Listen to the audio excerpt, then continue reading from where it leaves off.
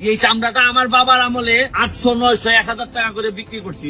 উনারে জিজ্ঞেস করলাম কত টাকা দিবেন, উনি বললেন যে মাগনা মানে ফ্রিতে দিবেন কিনা, দিলে নিতে পারি, আর নাইলে সর্বোচ্চ 50 টাকা দিবেন। সম্মানিত ভিউয়ার্স, আজকে যে বিষয়টা নিয়ে মাঝে চলে আসছি, চামড়ার যে বিষয়টা হচ্ছে এখন বাংলাদেশে চলতেছে। এক সময় দেখা যেত কি যে যখন আমরা ছোটো ছিলাম, আমাদের বাবারা দাদারা তখন চামড়া বিক্রি করতো যে 1 থেকে 1,500, 2,000, 3,000 টাকা পর্যন্ত বিক্রি করতো। এখন হচ্ছে এরকম একটা টাইম আছে যে চামড়া মানুষকে ফ্রি দিল না, চামড়া বিক্রি হচ্ছে মানুষ আগে এতিমখানা টাকা দিত। তো এখন যেহেতু চামড়া বিক্রি হচ্ছে না, তাহলে তো মানুষ এতিমখানা টাকা দিতে পারছে না। তো সম্মানিত ভিউয়ার্স, তোমরা পাশেই থাকো, ভিডিওটা প্রথম থেকে আবার রিকোয়েস্ট থাকবে। তো অবশ্যই ব্যারিস্টার সুমন কী বলেছে চামড়া নিয়ে, অবশ্যই পাশে থাকো। প্রথম থেকে লাস্ট পর্যন্ত না দেখলে কিছু বুঝতে পারবো না। শুরু করছি। আর যারা হচ্ছে আমার চ্যানেলকে সাবস্ক্রাইব করেছো তাদের কাছে অসংখ্য ধন্যবাদ, আর যারা হচ্ছে এখনও করেনি অবশ্যই রিকোয়েস্ট থাকবে চ্যানেলটা সাবস্ক্রাইব করার জন্য। তো শুরু করছি, পাশে থাকো। বললাম কত টাকা দিবেন, উনি বললেন যে মাগনা মানে ফ্রিতে দিবেন কিনা, দিলে নিতে পারি, আর নাইলে সর্বোচ্চ 50 টাকা দিতে পারি। এই চামড়া দিয়ে তো চামড়া শিল্পের অনেক দুনিয়া যেত। এই চামড়া শিল্পটারে 12টা বাজাইছে কে? আশ্চর্য বিষয় হচ্ছে কি, এই যে চামড়া দিয়ে আগে মাদ্রাসাগুলো চলতো, এই মাদ্রাসাও এখন চামড়া কিনে না। আপনারা দেখতেছেন যে আমার সামনে যে চামড়াটা আছে, এটা আমাদের কুরবানির দেওয়া গরুর চামড়া। এই চামড়াটা যখন আমি আজকে চামড়া যখন কিনতে আসছে একটা লোক, তখন আমার মনে হয়েছে যে এই কষ্টটা আপনাদের সামনে শেয়ার না করে পারি না। এই চামড়াটা আমার বাবার আমলে এরকম একটা চামড়া আমরা 800, 900, 1000 টাকা করে বিক্রি করছি। এখন এই লোক আসছেন আমার কাছ থেকে চামড়া নিতে, উনারে বললাম যে কত টাকা দিবেন। এই চামড়ার টাকা আমরা সাধারণত গরিব গুড়ারে দেই অথবা মাদ্রাসায় দিয়ে দেই। উনারে জিজ্ঞেস করলাম কত টাকা দিবেন, উনি বললেন যে মাগনা মানে ফ্রিতে দিবেন কিনা, দিলে নিতে পারি, আর নাইলে সর্বোচ্চ 50 টাকা দিতে পারি। উনি এই চামড়া আমাদের 50 টাকা দিতে চান। আমার কথা তখনই মনে হয়েছে যে কুরবানিতে যে পরিমাণ চামড়া আমরা পাই, এই চামড়া দিয়ে তো চামড়া শিল্পের অনেক দুনিয়া যেত। এই চামড়া শিল্পটারে 12টা বাজাইছে কে?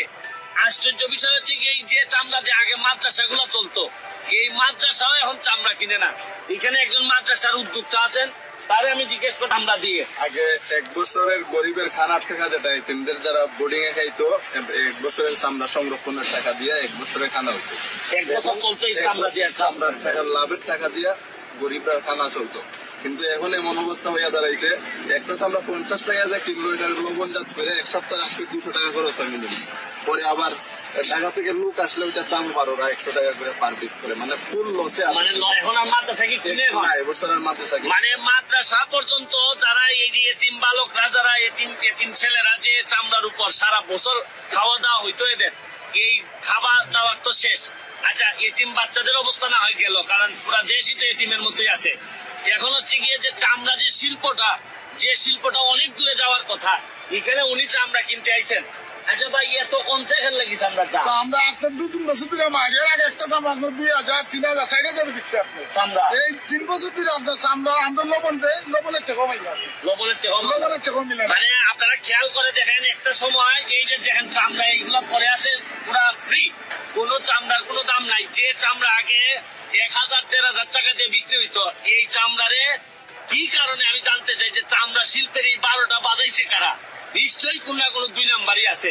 আমি চামড়া শিল্পের ব্যাপারে কিছু জানি না, তবে এইটা জানি, এইটা গরিবের হক ছিল, গরিবের মানুষের দানের টাকা এখানে গরিব ছাত্ররা চলতো, অথবা এই চামড়ার টাকা আমরা সব সময় ব্যবসায়ীদের কাছ থেকে নিয়ে আমরা গরিবের কাছে আমরা বন্টন করে দিতাম।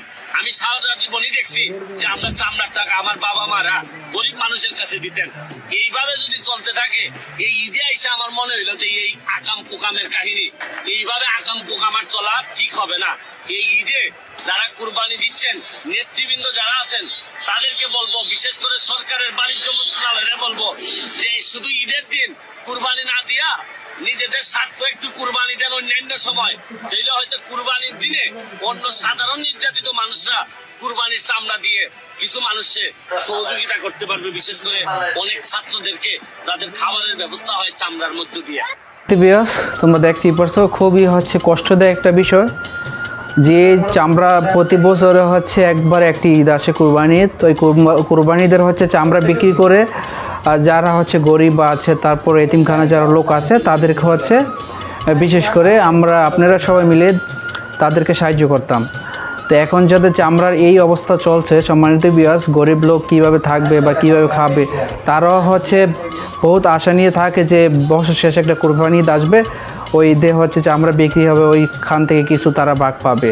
তো সম্মানিত ভিউয়ার্স, ভিডিওটা দেখে খুবই কষ্ট লেগেছে। আমরা হচ্ছে কোন সমাজে বাস করতেছি এখন বর্তমানে বাংলাদেশে, মানে খুবই কষ্ট লাগে যে একটা সময় চামড়া 12 থেকে 1400, 2000, 3000 টাকা পর্যন্ত একটা চামড়া বিক্রি হতো। তো এখন যে একটা সময় আছে, এখন চামড়া কেউ ফ্রিতে নিচ্ছে না। তো আমার খুবই কষ্ট লেগেছে ভিডিওটা দেখে। কারণ হচ্ছে যে এই চামড়া টাকা শুধু গরিব যারা তারা খাইতো তা কিন্তু না, খেত হচ্ছে এতিমখানা যারা হচ্ছে দিনে না দিন খায়, বা যারা বিভিন্ন লোকে হচ্ছে এই চামড়া টাকা খেত। তো হচ্ছে চামড়া টাকা থেকে বছর শেষ দেখা যেত যে একটি মহল্লায় অনেক চামড়া বিক্রি হতো, অনেক টাকা হতো। তো গরিব যারা ছিলেন তারা হচ্ছে পেয়ে হচ্ছে অনেকটা খুশি হতো। তো এমন একটা সময় আসছে আমাদের বাংলাদেশে, মানে কি বলবো। সম্মানিত ভিউয়ার্স, ভিডিওটা কেমন লেগেছে অবশ্যই কমেন্ট বক্সে লিখতে ভুলবা না।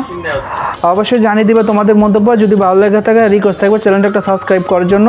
সবাই ভালো থাকবে, সুস্থ থাকবো। আজকের মতো বিদায় নিচ্ছি, দেখা হবে পরবর্তী আরেকটি ভিডিওতে।